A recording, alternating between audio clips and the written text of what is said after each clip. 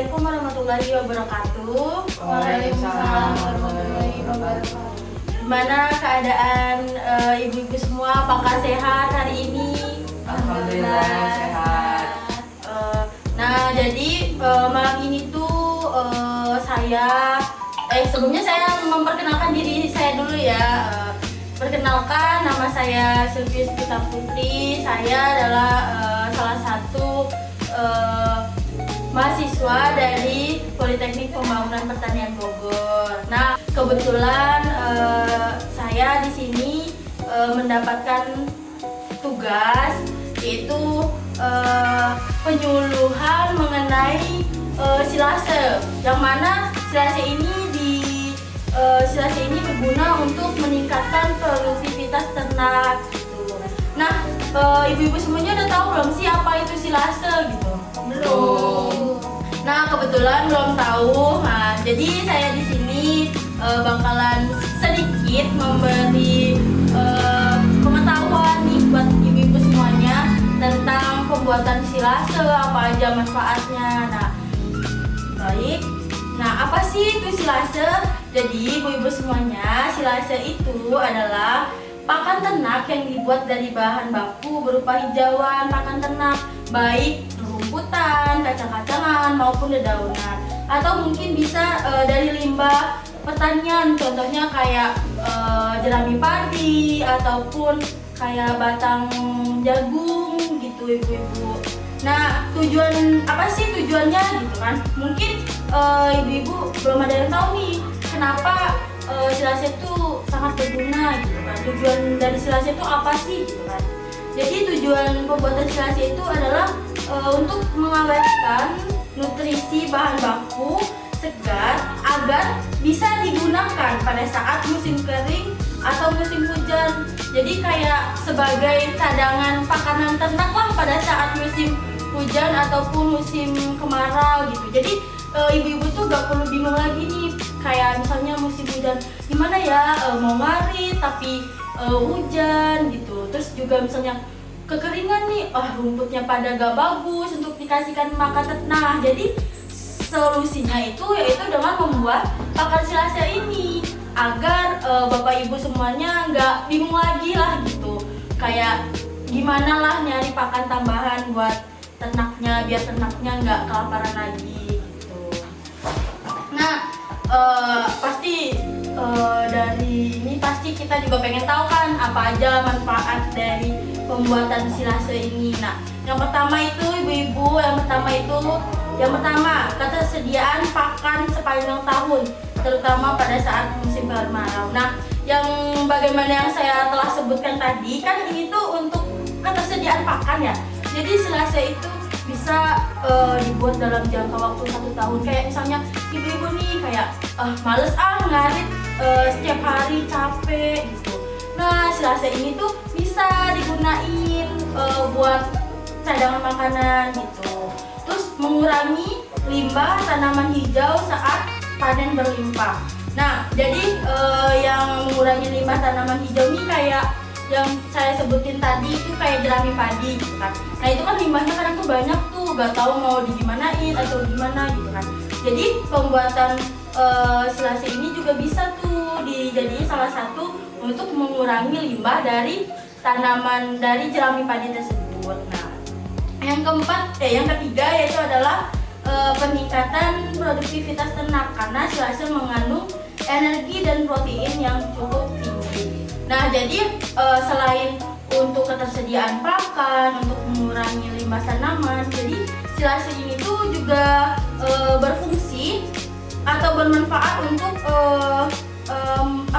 meningkatkan produktivitas ternak kita. Jadi yang tadinya ternak kita misalnya agak kurus, nah mungkin dengan adanya silase ini kan ada campuran bahan-bahan yang lain gitu kan. Nah, jadi protein yang tadinya kurang tercukupi karena adanya pakan silase ini. Terus yang terakhir yaitu lebih praktis dalam penyimpanan dan pemberian pakan. Lebih praktis ini mungkin kalau misalnya kita ngarit nih, kan mungkin ngaritnya tuh sehari sekali kan ya, kan nggak mungkin tuh buat 2 hari ke depan kan rumputnya tuh udah nggak segar lagi, udah nggak bagus lah buat dikasihkan kepada ternak gitu. Dan jadi silase ini juga sangat-sangat bermanfaat dalam praktis penyimpanan dan pemberian pakan gitu. Mbak Silvi, Ya. nanya ini silase emang kalau ternak kita harus dikasih, kalau misalnya dikasih silase terus nggak apa-apa gitu? Maksudnya kita nggak perlu nyari rumput lagi berarti ya Mbak?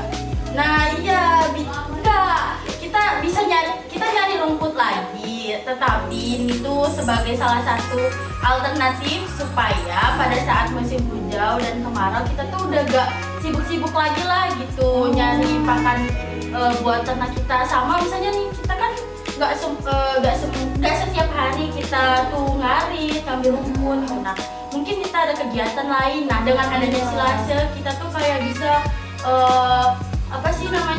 misalnya kita mau pergi nih, nggak takut lagi lah ternak kita tuh aku belum ngambil rumput, kayak apa ya yang mau aku kasihkan kepada ternak aku gitu. Oh iya Ibu Mbak. semuanya.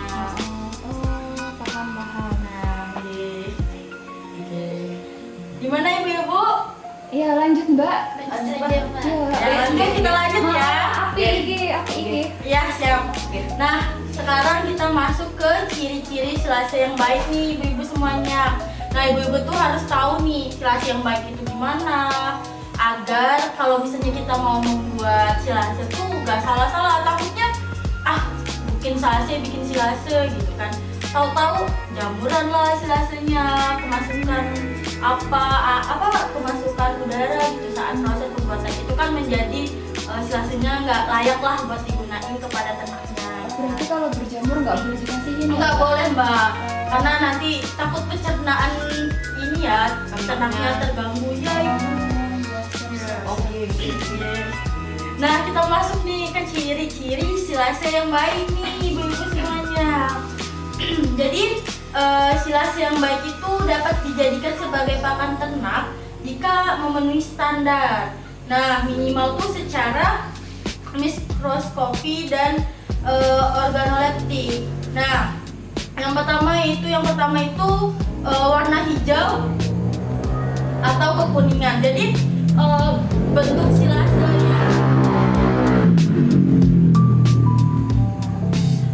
silase yang bagus itu warnanya tuh kekuningan tapi kehijauan, bukan yang kuning banget, bukan yang hijau banget. Paham kan ya? Oke. Nah, yang kedua itu aroma asam segar seperti bau tape. Ibu-ibu semuanya tahu kan bau tape gimana? Nah, udah pernah makan kan ya? Pernah. Ya. Emang mirip ya Mbak? Iya mbak. Mirip. Terus Iya. iya, jadi gitu ibu-ibu. Terus, nah pH-nya tuh pH yang baik untuk silase itu 4 sampai 5 pH yang baiknya. Jadi nanti kita cek dulu itu pH-nya udah baik belum, baru kita kasihkan kepada ternak. Jadi kita yang apa mbak? Iya, kudu punya alatnya Ya berarti kan ya, Mbak? kita harus punya ada alat ya dong bang. Iya, ya nanti kan kita bisa beli ataupun nanti minjem tuh di para penyuluh kan, biasanya di daerah masing-masing Oh, ada iya, penyuluh punya kan. ya, Mbak. Iya, nah Di itu BPK. nanti kan barangkali penyuluhnya kan pasti punya tuh pH meter, namanya pH meter. Oh, Di saya mana. meter. Tak catat sih Mbak. Tak Ya, Catat mbak. jadi nanti kita pinjem aja sama kayak misalnya kita mau membuat silase, bilang aja, halo Pak Penyuluh, saya mau minjem pH meternya, boleh nggak? Siap. Nggak ada pungut biaya kan? Enggak. Oke. Nah, yang ketiga itu tidak berjamur, yang mana yang udah saya sebutkan tadi, ibu-ibu kan nggak boleh tuh berjamur. Nah, nggak boleh berjamur, nggak boleh berlendir, sama nggak ada bau busuk. Jadi pokoknya harus baunya kayak bau tape, gitu, nggak berjamur. Terus kalau dipegang itu nggak ada lendir, lengket gitu, nggak ada. Terus sama teksturnya itu lembut tapi nggak hancur. Jadi kayak waktu dipegang tuh nggak yang hancur gitu loh ibu-ibu. Nah kayak gitu.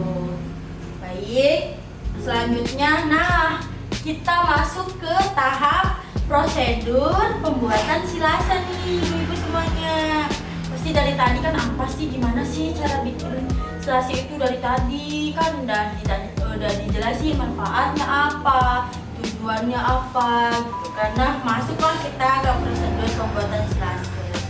Nah alat-alat yang digunakan yaitu yang pertama mesin chopper. Misalnya nih ibu-ibu gak punya mesin chopper, boleh pakai parang aja tuh di rumahnya, misalnya dicacah-cacah, dipotong-potong gitu pakannya gitu kan. Terus pakai drum plastik. Kalau misalnya nggak ada drum ini, ibu-ibu bisa pakai plastik aja, plastik yang gede itu yang ukuran 100 kilo. Nah itu nanti biar gak takut udaranya masuk tuh didobelin aja jadi dua gitu kan. Sama terpal. Nah terpal ini kegunaannya yaitu nanti kan semua bahannya itu tuh bakalan dicampurin di atas terpalnya, makanya kita menggunakan terpal. Sama terus yang keempat itu ada ember nih, ember. Nah ember itu nanti buat kita ngeracik lah bahan-bahannya kayak air gitu, nanti masukin airnya ke dalam situ, molases, empatnya nanti kita masukin ke dalam situ. Terus ada pengaduk, buat pengaduk mah bebas lah ya bu ibu, atau kayu juga boleh buat ngaduknya doang mah gitu kan ya. Berarti sendok juga nggak apa-apa ya? Gak apa-apa. Terus ada sekop. Nah sekop tadi sama kayak pengaduk juga sih sebenarnya, tapi sekop itu kayak ngadukin silasenya lah gitu, yang udah kayak Yang udah dicampur. ya rumput, dedak gitu. Nah kan lebih mudah tuh daripada pakai tangan sendiri kan pakai sekop. Tapi kalau ibu-ibu gak ada sekop di rumah ribet kan ya, harus beli sekop dulu. Jadi pakai tangan aja gak apa-apa. Pinjam dulu. Aduh bu, itu agak gimana ya. Tapi kalau misalnya penyuluhnya ada mah gak apa-apa minjem gitu ya. Terus timbangan nih, kita butuh timbangan. Bebas timbangan mau yang segimana juga, yang penting bisa buat timbang bahan-bahan Berarti baku. timbangan yang BB itu juga nggak apa-apa? Ya? Gak apa-apa, Enggak. iya gak apa-apa. Yang penting timbangan. Sama tali nih.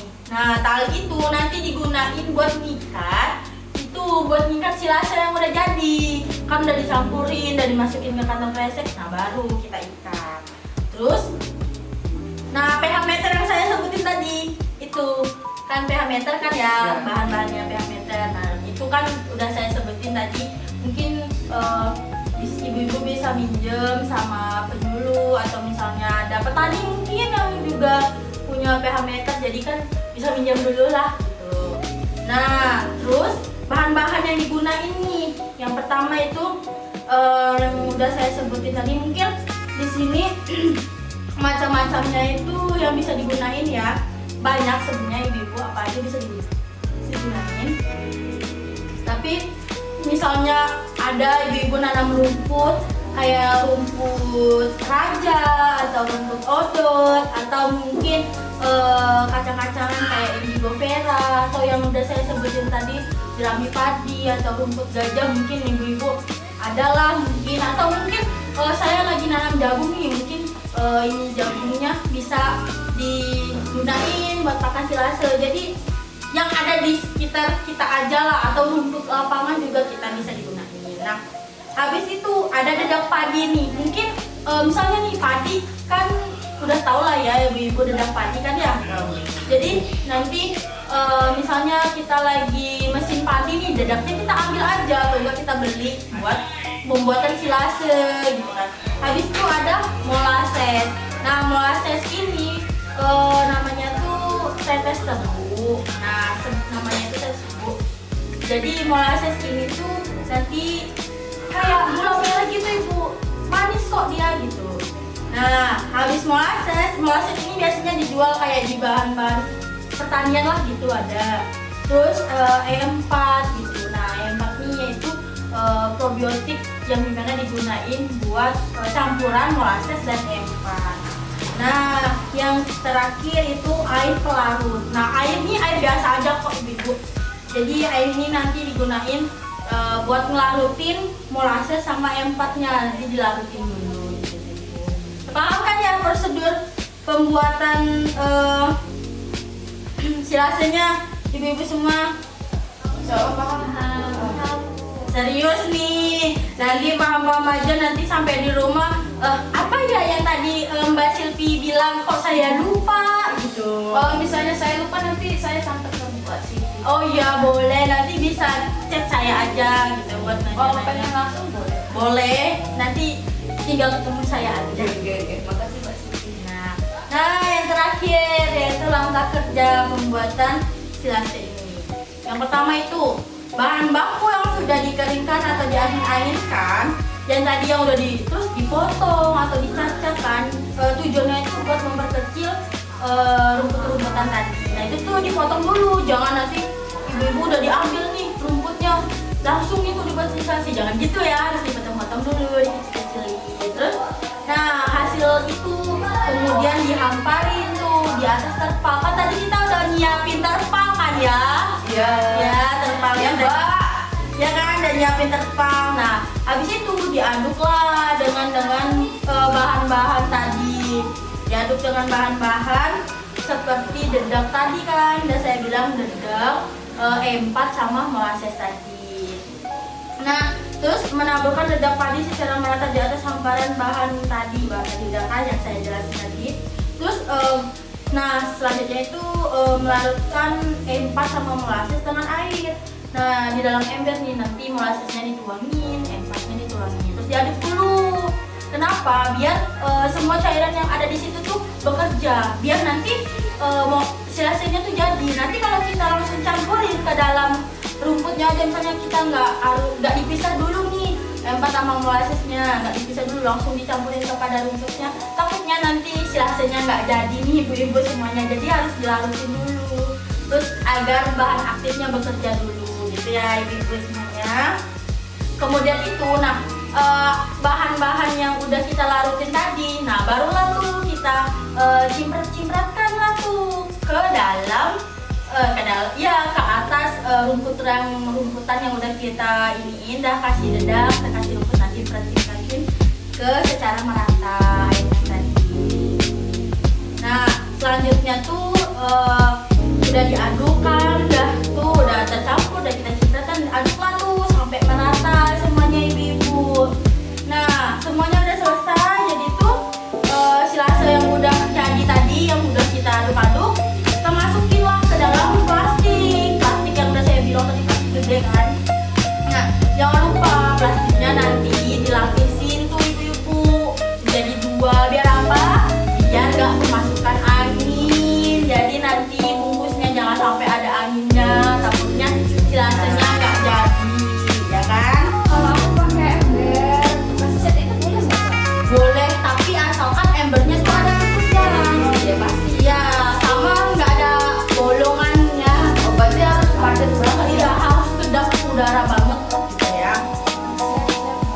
Terus misalnya menggunakan plastik, kita harus ikatnya yang erat, talinya yang bener ya. Sama terakhir, nah udah proses tadi itu udah diikat. Nah itu tuh udah dimasukin plastik. Kita tunggu selama 21 hari ibu. Oh, ternyata lama juga ya 21 hari. Iya, jadi 21 hari itu biar dia proses fermentasi dulu menjadi silase. Nah, pada hari ke-22 silase itu bisa dapat dipanen. Nah, kita tuh bisa diuji dulu dengan cara organoleptik. Yang mana kita tuh dapat dilihat dari warnanya. Yang mana tadi kan kuning kan hijauan. Terus aromanya asam segar, pH-nya tadi kan sesuai apa belum, terus tidak berjamur, terus nggak berlendir, nggak berbau busuk kan. Udah kita cek semuanya, udah bagus nih, udah pas semuanya gitu kan. Barulah tahap terakhirnya itu yaitu kita tuh memberikan kepada ternak. Nah, memberikan kepada ternaknya ini jangan kita langsung berikan ibu-ibu, jadi bertahap.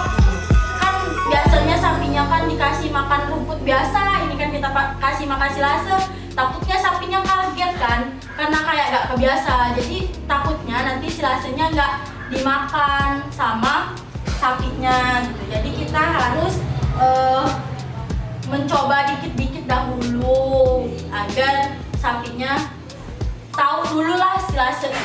kayak suka dulu gitu. Nah di situ setelah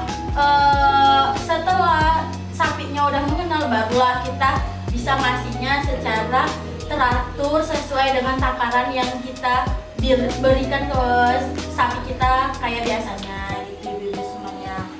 Nah gimana ibu-ibu, dari tadi udah paham belum apa yang udah saya jelaskan tadi silase itu gimana gitu? Sebenarnya masih ini, tapi mungkin lebih nanti bolehlah minta bahannya ya Mbak, sama kapan-kapan lah kita praktek ya Mbak. Iya boleh, nanti mungkin kita bisa praktek langsung ya. Mungkin kalau cuman mendengarkan PPT atau melihat PPT ibu-ibu sekalian mungkin agak bingung ya. Oh bosan ya. Iya benar ya ibu. Nanti kita agendakan lah Mbak Silvi. Iya, nanti kita silakannya. langsung. Soalnya saya penasaran baunya kok kayak tape itu gimana ya? Iya wangi, pokoknya wangi kayak tape gitu kan ya. Nah Berarti Mbak Sivi, berarti kalau misalnya baunya sama-sama kayak tape, berarti kita juga nggak bawa masih tape ke ya nggak gitu juga ya Ibu Nabila ya, nggak kayak gitu ya. Nah jadi kan udah kita udah saya kasih materi tentang ini tadi. Gimana, apa ibu-ibu sekalian tertarik nih membuat silase untuk pakan ternaknya ibu-ibu? Tertarik nggak? Banget. Kok tertarik sih, kenapa tuh ibu-ibu? Karena lumayan kalau misalnya di mana saya kan ya udah tinggal ke belakang gudang saya kasih selesai, tapi kan nggak mungkin tiap hari saya ada selesai, soalnya nggak ada juga ada ternak. Ya. Jadi mungkin ya paling saya kasih seminggu 3 kali atau 4 kali. Tapi tertarik ya? Tertarik banget. Mungkin kalau misalnya itu nanti deh kita agendakan lagi pertemuan selanjutnya ya ibu-ibu, buat kita bikin gimana demonstrasi langsung lah cara pembuatan silasenya ini ya. Boleh. Nah gitu. Nih saya ada pantun nih sedikit buat ibu-ibu. Boleh bantu. Pergi ke ladang menanam padi. Cakep. Padi tumbuh subur menghijaukan bumi. Cakep. Terima kasih atas perhatian hari ini. Semoga bermanfaat bagi peternak yang hadir pada hari ini. Sebelumnya saya sangat-sangat berterima kasih nih kepada ibu-ibu semuanya telah meluangkan waktunya untuk hadir pada kegiatan peningkatan terima kasih udah hadir pada hari ini. Iya, pertemuan hari ini karena udah menyempatkan waktunya, kan udah capek nih kan ya sehari-hari terus disuruh buat ikut materi ini. Saya sangat-sangat berterima kasih sekali udah meluangkan waktunya. Semoga materi yang saya kasih pada hari ini tuh bermanfaat bagi ibu-ibu serta menambah pengetahuan bagi ibu-ibu semuanya ya Bu. Bu. Jadi nanti habis ini langsung dipraktekkan ibu-ibu gitu ya. Nah mungkin cukup sekian saya penyampaian materi ini saya ucapkan wabillahi taufiq wal hidayah. Wassalamualaikum warahmatullahi wabarakatuh. Waalaikumsalam. Terima kasih ya Bu Sivi, terima kasih